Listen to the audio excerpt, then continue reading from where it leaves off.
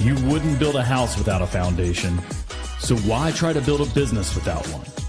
Grow your contracting business and grow your mind with Growth Mindset Monday. All right, welcome back to Mindset Monday. We're actually on location. I am in Arizona today visiting with a couple of clients. So we're coming to you live from, well, one of their offices. Don't have the mic, don't have the cool lights, but hey, we're going to make this thing work anyway. You guys know the drill. If you're here with us live, go ahead and drop your name and your business name, and we'll give you the good old shout out. We got Logan with Jitterbug Home Services out of Central Florida. Welcome to the show. We got Chappelle Pressure Washing out of Montgomery, Texas. Welcome to the show. It says, love the show. Thank you, my friend. We got Michael Babbitt, BMF Services out of Charlevoix, Michigan. Welcome to the show. And we got Sarah from California. Dan and Sarah, DSB Remodeling. Welcome to the show. And then Kat, IPM from Georgia. Welcome, welcome. Again, if you're here with us live, go ahead and drop your name and business name, and we'll give you the good old shout out.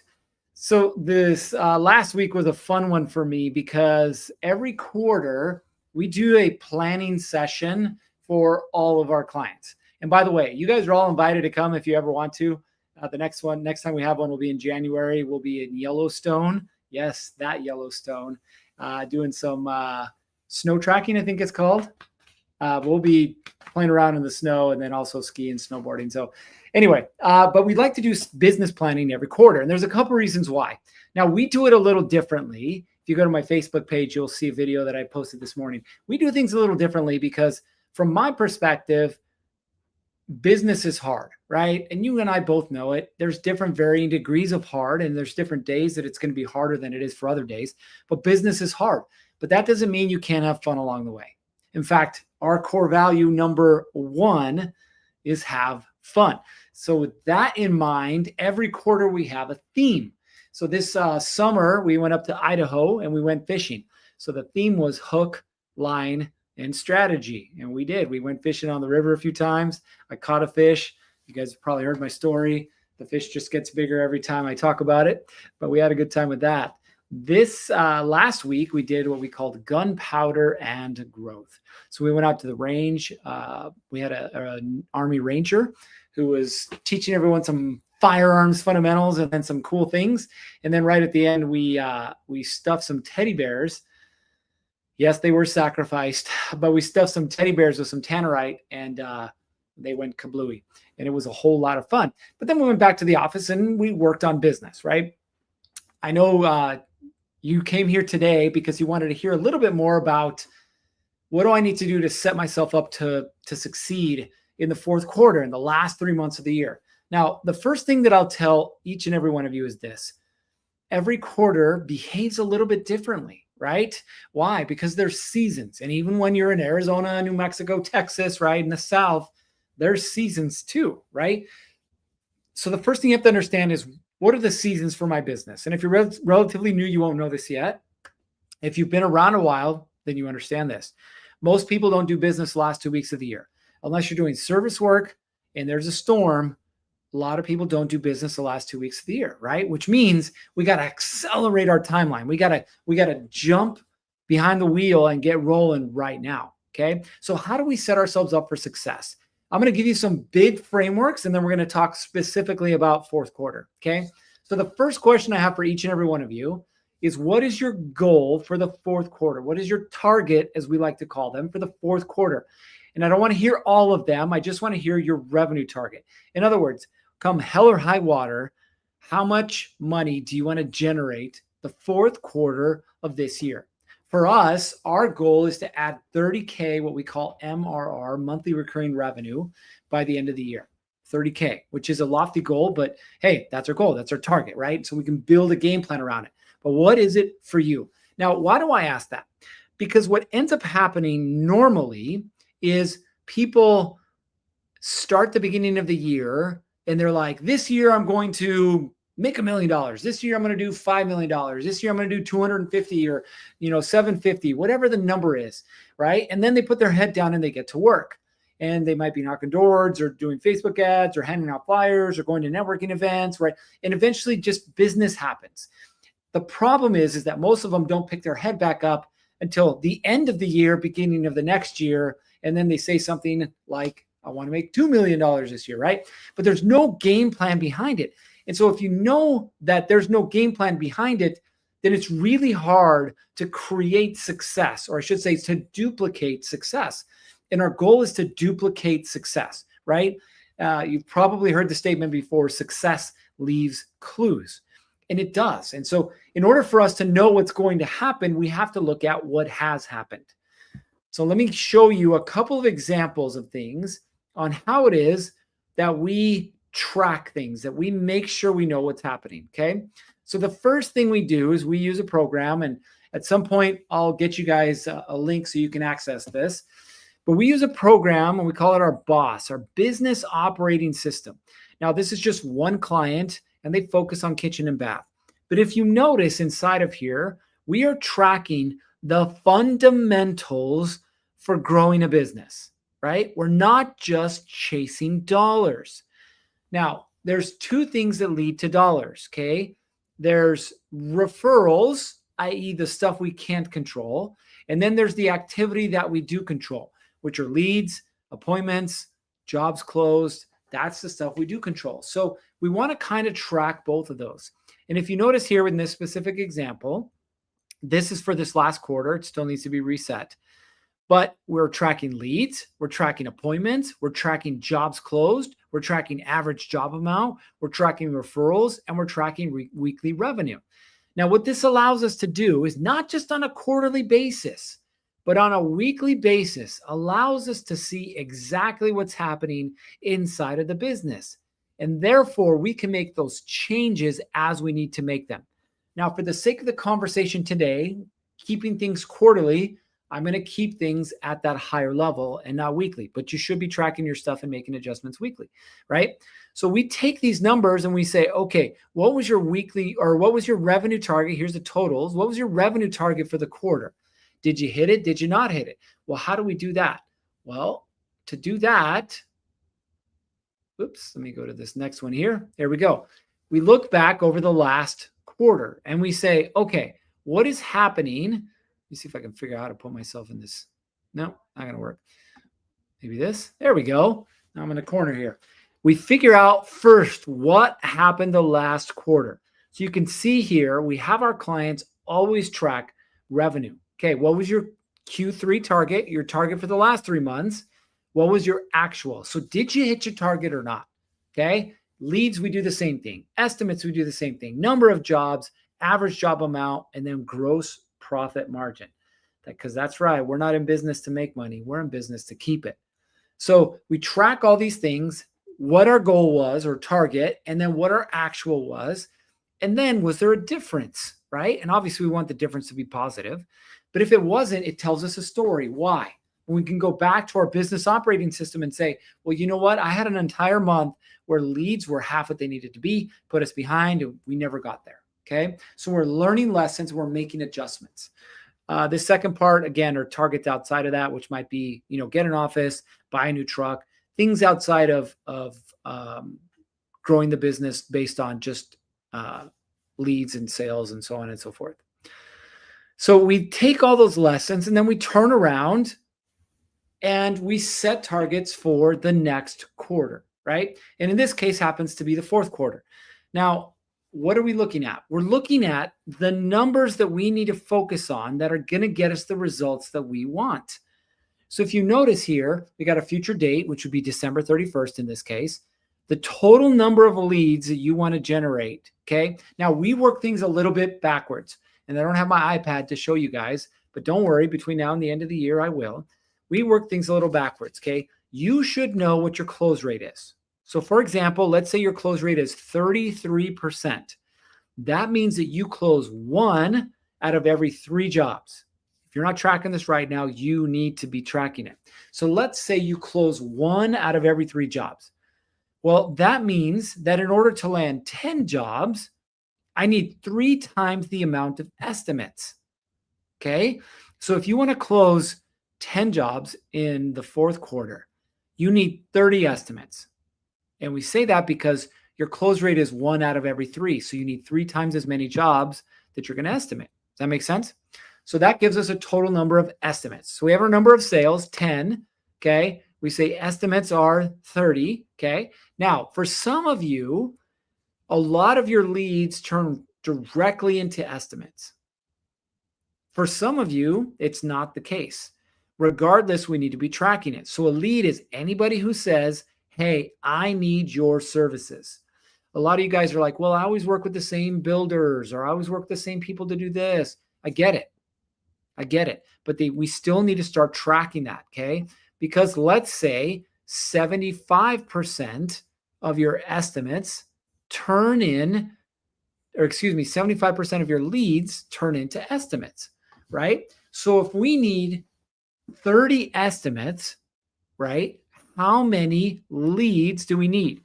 I got to break out my phone because we got the calculator action happening here. So let's see here. 30. So we need 37. Actually, we need 40. My bad. So we need 40 leads turn into 30 estimates, turn into 10 sales. Okay. 40 estimates, 10 leads, or excuse me. I'll get my words right one of these days. 40 leads, 30 estimates, 10 sales. Okay. You see how we did that? Now, you can start to manipulate the number of sales based on your average job amount, right? So let's say your revenue target for the quarter, we're going to pick a nice round number. Let's say your revenue target for the quarter is 250,000. Okay.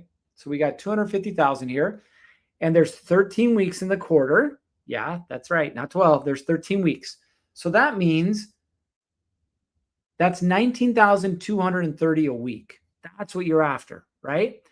But let's say your average job amount is 5,000. That means you need 4 sales a week.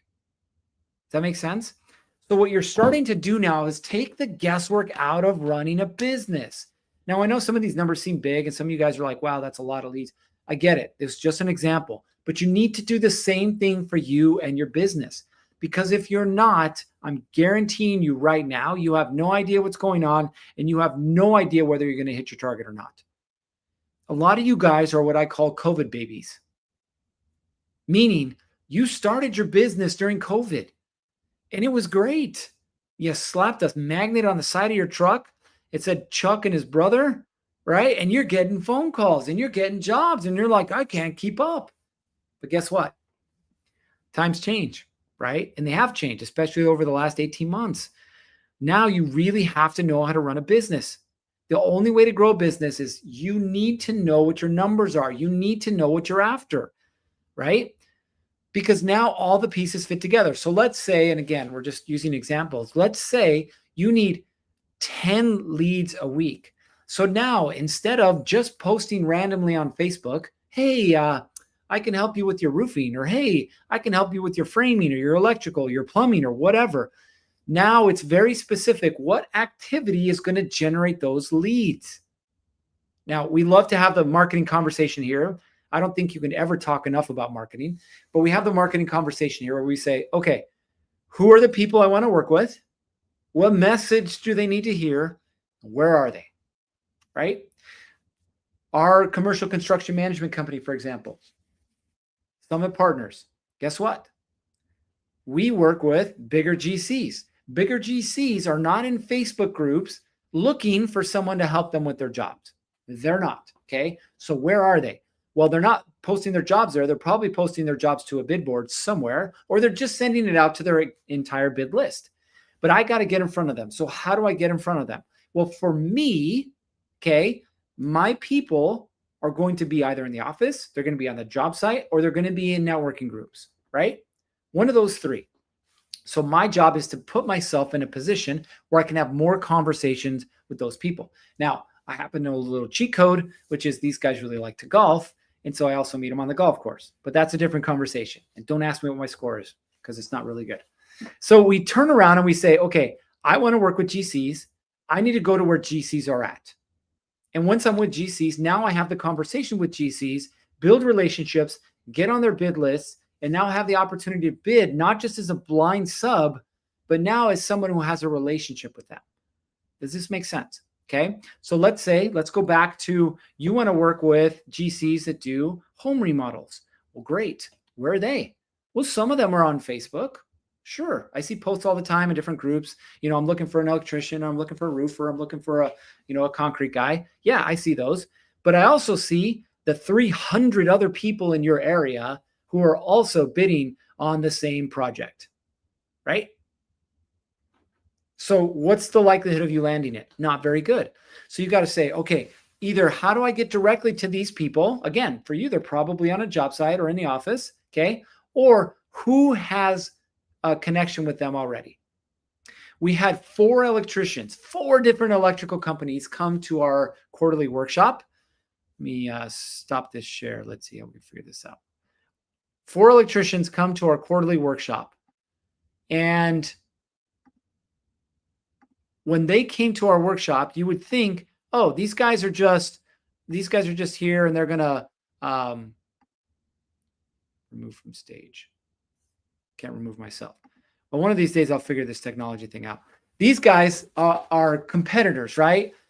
But the truth is, most electrical contractors can't keep up with the demand, the good ones. And so what these guys were starting to do was figure out like, hey, where can I bring you on to partner with me on these projects? Or I don't do that specific type of electrical work. I don't work on solar panels and I don't work on battery charging stations and whatnot, but you do. So let's partner up, right? Again, find referral partners, find people who already have access to the people that you want to work with. If there's an electrician or a plumber or HVAC or concrete, and you want to partner with them because they're working with GCs, that's a great idea, right? Now, we did have a comment here from David. It says, I just paid to advertise on golf carts in my town. David, I can see where you're going with this, and this is just my 2 cents and my word of advice. Those don't work very well. And it's not that you don't have the right intention. It's that when people go to the golf course, they're not looking for the advertisements. Like I don't go to a golf course looking for an electrician or a plumber or whatever. I go to a golf course to golf with the people I'm with, right? So you're thinking the right area. Now you just got to figure out, okay, where are my people and how do I get in front of them? Okay. So let me zoom this back out for a second. If you want to have the 4th quarter be your best quarter of the year, 2 things need to happen, okay? The first is you have to get hyper-focused on what activity is going to generate those results. So start with revenue and work it backwards, okay? Number 2 is you have to have a marketing plan that matches that. When we work with contractors that want to work with GCs, we tell them you need a contractor lead list, which we give them. And then we say, at minimum, you need to be contacting 5 new contractors, not every quarter, not every month, but every single week. Now, I'll be honest with you, 75 to 80% of them say, that's too much work. I don't want to do that. Well, guess what? They're not going to succeed. I already know. Because if you want to succeed, it's going to take work, right? So figure out, what is it you want out of 4th quarter? 250,000, 100,000, 50,000, whatever the number is for you. And then let's figure out what activity you need to do to generate those results. Okay. Next week, I actually want to follow up on this conversation and we're going to make it a little more interactive. Okay. I want you guys next week to come with your 4th quarter revenue targets, and I am going to help you build this out. So we're going to make it fun. Okay. So next week, if you haven't figured this out yet, on our call on Mindset Monday, we are going to help you figure out what your numbers need to be for the 4th quarter of the year. Okay. Listen, success doesn't happen by accident and it doesn't happen by luck. It happens by hard work, but it happens by focused hard work more than anything. All right. You guys know what time it is. It's time for you guys to get off this call and get after it. 3, 2, 1. Off you go.